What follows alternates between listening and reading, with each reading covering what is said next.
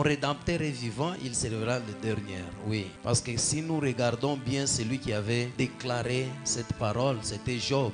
Après une longue période de souffrance, après la perte de beaucoup de choses. Laisse-moi te dire, perdre quelque chose dans la vie ne signifie pas que c'est ta fin. Perdre quelque chose dans ta vie ne signifie pas que Dieu n'est pas avec toi. Il y a plusieurs personnes dans la Bible qui ont perdu une chose. En allant la chercher, ils ont rencontré Dieu. Comme le cas de Saul, il allait chercher les ânesses. Il a été oint comme roi. Son retour, il n'était plus un homme ordinaire, mais était un homme extraordinaire roi. Amen. Hein? Il y a plusieurs personnes dans la Bible qui ont perdu les choses et qu'ils ont rencontré le roi des rois. Après la souffrance de Job, il a été restauré.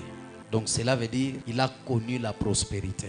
Amen. Hein? Nous, on ne parle pas. Qu'est-ce qui avait poussé Job à connaître la prospérité? La première des choses, c'était sa confiance qu'il avait totale en Dieu. Malgré la souffrance, malgré que ses amis l'ont abandonné, malgré tout ce qu'il avait perdu, malgré que sa femme qu'il avait perdue, parce qu'il avait perdu la femme. Quand la femme n'est pas avec toi, tu l'as déjà perdu. Quand le cœur de la femme n'est pas attaché à ton cœur, tu l'as déjà perdu. Job avait presque tout perdu, mais à la fin, il a été restauré et il a prospéré. La première des choses, sa confiance en Dieu, malgré la douleur, malgré toutes les choses qu'il avait perdues. La deuxième des choses, Job continuait toujours à faire le bien malgré sa souffrance, à vivre dans l'intégrité.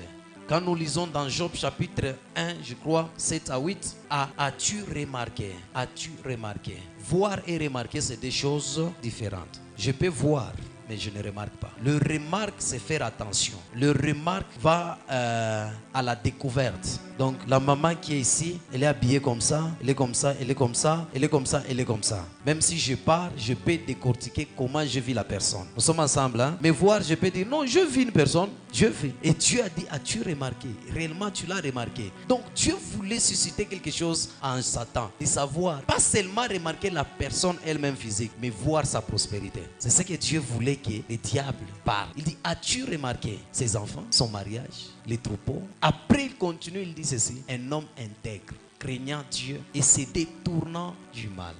C'est ce qui faisait la force de la prospérité de Job.